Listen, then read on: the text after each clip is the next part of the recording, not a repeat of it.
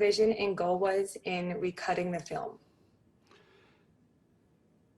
Well, it was an opportunity to get rid of some of the mistakes I made early on, which I thought were kind of trending 1980s, like the robot and some of the music, and then pull up the real drama.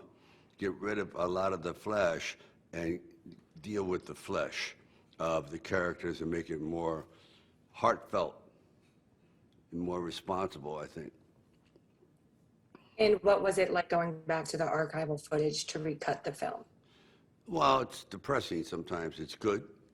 When you find a moment, then you get depressed, like, why didn't I use that? What was I thinking? Where was I? That's such an obvious choice.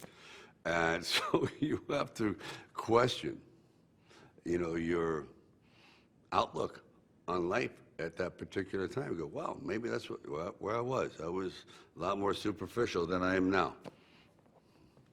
Agreed. And audiences have followed and celebrated Rocky's story for over 35 years now. Why do you think it resonates and means so much to people? He certainly doesn't stand out as someone that you would normally follow intellectually, physically. But there's something, I guess, in the portrayal that makes him very approachable, and what he says in his own simplified fashion is very meaningful to people that have nothing to do with boxing. That's why it infuriates me. I shouldn't say infuriates. It sometimes is aggravating when they call it a sports film. It's not a sports film at all. It's a drama, and he happens to be a fighter, but it's certainly not about the fight. Actually, the fight to him is always secondary to what is the reason for the fight. That's the difference, and that's what I tried to bring into this one. It's not just a fight. There's a drama. There's a lot of emotion going on behind this. And what makes the film's message so timely? Because people don't change. They don't. Situations change, politics change, clothing changes, weather changes, but basic human questions: what is life? Why is it so hard? How do I get around it? Like, I'm an underdog. You're born an underdog. You usually are. So you can be a secretary. You could be a guy that works in a bookstore. You can be an athlete and identify with being marginalized, or how do I deal with, I'm afraid. Rocky deals with fear. He's terrified, and he gets knocked out. And people go, wow, look how tough he is, and he's afraid? Yeah, he's afraid, like in Rocky 3. That was the whole situation that dealt with fear. So I guess if you compile all these things together, they're just certain emotions that each one of these Rockies, each film, sort of touches on something that people relate to. And it's certainly not something that I would like to take authorship, say, oh, that was a plan, I knew that was going to happen. I didn't.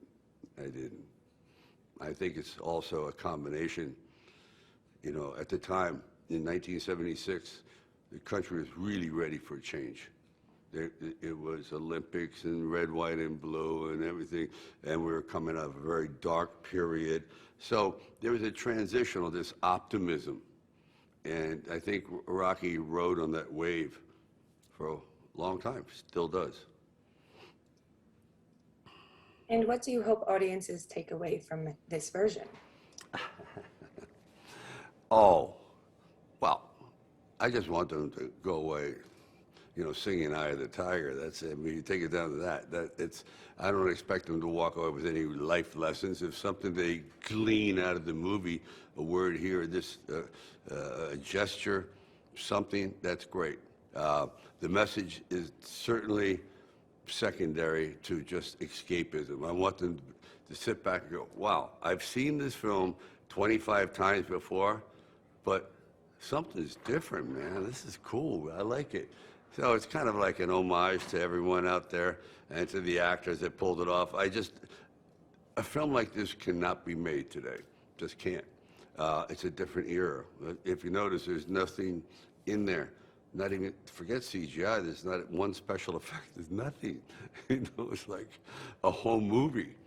And that's what I really loved about this.